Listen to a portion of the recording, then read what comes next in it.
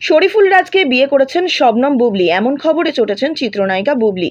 Showbiz অঙ্গনের তারকাদের মুখে মারধরের কথা সচরাচর খুব একটা শোনা যায় না, তবে চিত্রনায়িকা শবনম বুবলি এবার সত্যি এতটাই ক্ষুব্ধ হলেন যে টিভির পর্দায় ক্যামেরার সামনেই রীতিমতন মারধরের হুমকি দিয়ে রাখলেন। কি এমন ঘটেছে, কি কারণে কাউকে পেটানোর কথা বলেন বুবলি?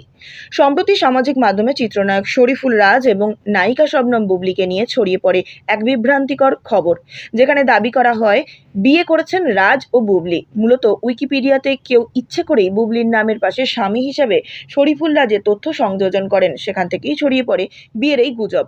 বিষয়টি নিয়ে সম্প্রতি এক গণমাধ্যমে কথা বলেন বুবলি, যেখানে তাকে শরীফুল রাজের সঙ্গে বিয়ের প্রসঙ্গে প্রশ্ন করা হয়। সেই প্রশ্ন শুনেই ক্ষেপে ওঠেন এই অভিনেত্রী।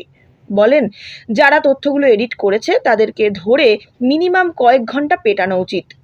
মানুষের মনে যখন নোংরামি, হিংসা থাকে তখনই এইসব ছড়ানোর চিন্তা ভাবনা করে।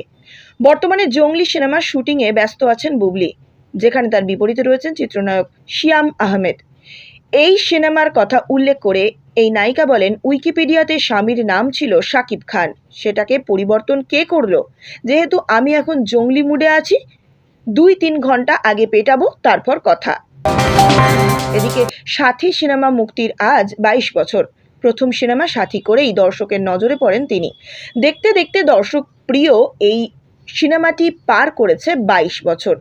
2021 সালে তেলেগুতে চাঁদু সিনেমায় প্রথম অভিনয় করে তেমন সুবিধা করতে পারেননি। এরপর 2022 সালে টলিউড ইন্ডাস্ট্রিতে পা রাখেন জিৎ।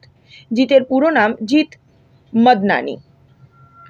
2002 সালে বাংলা সিনেমার ইন্ডাস্ট্রিতে তাকে গোল্ডেন যুগ বললেও খুব একটা ভুল হবে না। তেলেগুতে অভিনয়ের সমালোচনার পর জিৎ যখন টলিউড ইন্ডাস্ট্রিতে পা রাখেন, তখন তিনি আশা করেননি রাতারাতি সুপারস্টার হয়ে যাবেন। অভিনেত্রী প্রিয়াঙ্কা ত্রিবেদীর সঙ্গে জুটি করে সাথী সিনেমার অভিনয়ের পর যখন দর্শকের উপচে পড়া সাড়া পাচ্ছিলেন জিৎ, তখন ব্যাক টু ব্যাক সিনেমায় অভিনয়ের সুযোগ পাচ্ছিলেন তিনি। সিনেমা মুক্তির পর প্রেক্ষাগৃহে জিৎ এর সবকটা সিনেমাই প্রায় সুপারহিট সাফল্য পায়। সাথী এরপর সঙ্গী ছবিতে শেষ অভিনয় করেছেন জিৎ ও প্রিয়াঙ্কা জুটি।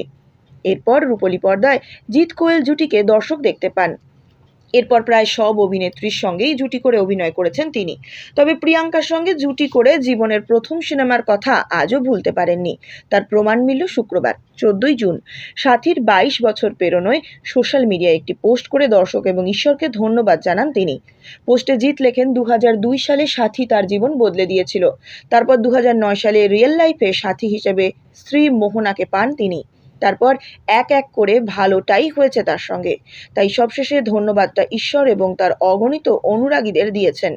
এই পোস্টের নিচে অনেকেই কমেন্ট করেছেন। এক ভক্ত লেখেন, সাথীর মতন সিনেমায় আবারও দেখতে চান জিৎকে।